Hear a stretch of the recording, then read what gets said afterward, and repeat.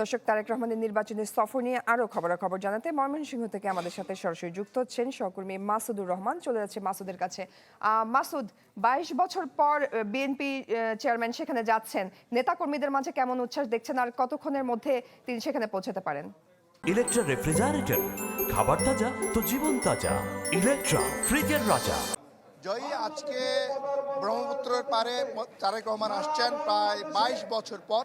এর আগে তিনি যখন এখানে এসেছিলেন সেটি ইউনিয়ন পরিষদের একটি সম্মেলনে এসেছিলেন। আজকে তিনি আসছেন জাতীয় সংসদ নির্বাচনের প্রচারণা চালাতে, ধানের শীষের পক্ষে প্রচারণা চালাতে তিনি আসছেন তিনি ময়মনসিংহ শহরে অবস্থান করছেন।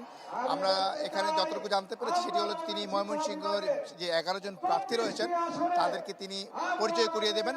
শুধু তাই নয়, নেত্রকোনা, জামালপুর ও শেরপুরের এবং ময়মনসিংহের মোট 24টি আসনে বিএনপির যে সমস্ত প্রার্থীরা রয়েছে তাদেরকে তিনি আনুষ্ঠানিকভাবে পরিচয় করিয়ে দেবেন এবং তাদের পক্ষ থেকে, বিএনপির পক্ষ থেকে ধানের শীষের জন্য তিনি ভোট প্রার্থনা করবেন।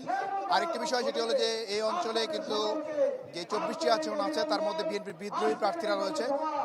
তারেক রহমান আসার পর সেই বিদ্রোহী প্রার্থীদের পক্ষে তিনি কীভাবে ভোট টানেন সেটি একটি দেখার বিষয়।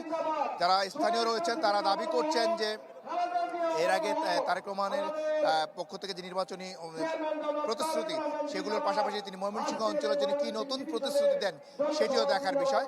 এবং এই সমাবেশ 2:30টায় শুরু হওয়ার কথা রয়েছে। তারেক রহমান 2:30টায় বক্তব্য দেওয়ার পর তিনি এটি শেষ করে আবার গাজীপুরের আরেকটি নির্বাচনী জনসভায় যোগ দেবেন এবং সেখান থেকে তিনি ঢাকার উদ্দেশ্যে রওনা হয়ে উত্তরায় আরেকটি জনসভা দিয়ে আজকের তিনি মতো নির্বাচনী প্রচার তিনি শেষ করবেন।